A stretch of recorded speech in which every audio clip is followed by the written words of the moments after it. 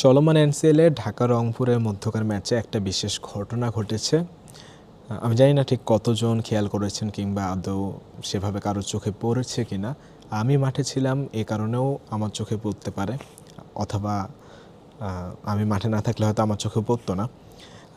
আমি গতকালকে এনসিএলের প্রথম দিনটাতে মাঠে ছিলাম না, বাট আমি খেলা দেখেছি, আমি স্কোর কার্ড দেখেছি এবং আমি অনেকটা নিশ্চিত ছিলাম যে ঢাকার হয়ে খেলছেন নাজমুল ইসলাম অপু।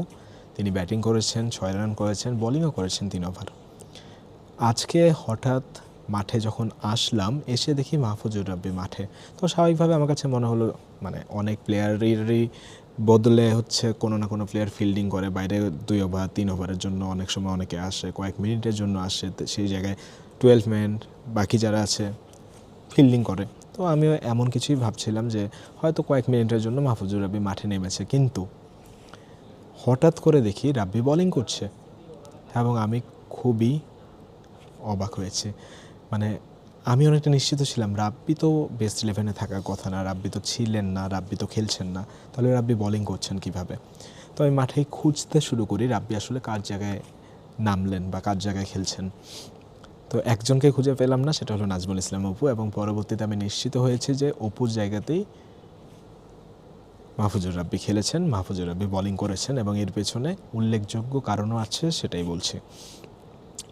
গতকালকে নাজমুল ইসলাম অপুর শ্বশুর মারা গেছেন, আমি যদি ভুল না করি। ইন্না লিল্লাহি ওয়া ইন্না ইলাইহি রাজিউন।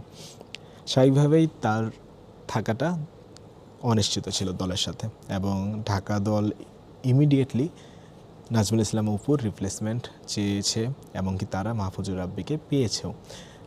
বাংলাদেশ ক্রিকেটে এরকম একটা নিয়ম আছে যে খুব ইমার্জেন্সি কিছু হলে তার রিপ্লেসমেন্ট নেওয়া যায়।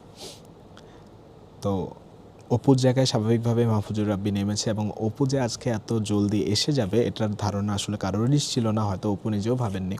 অপু খুব দ্রুততম সময়ে ব্যাক করেছেন, টিমের সাথেই ছিলেন সারাদিন, টিমের বাইরে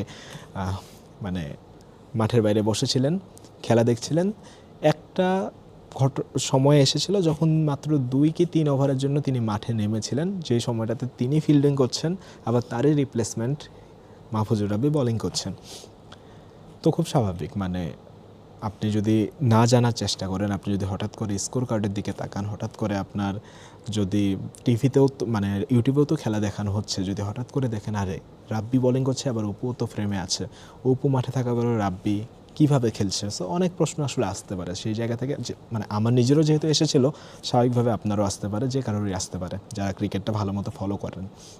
তো সেই জায়গা থেকে মনে হলো আমি যতটুকু জানি ঠিক ততটুকু আপনাদের জানানোর চেষ্টা করি। যদি কেউ এই ব্যাপারটা নিয়ে না জেনে থাকেন কিংবা জানার চেষ্টা করছিলেন, হয়তো তাদের উপকার হতে পারে।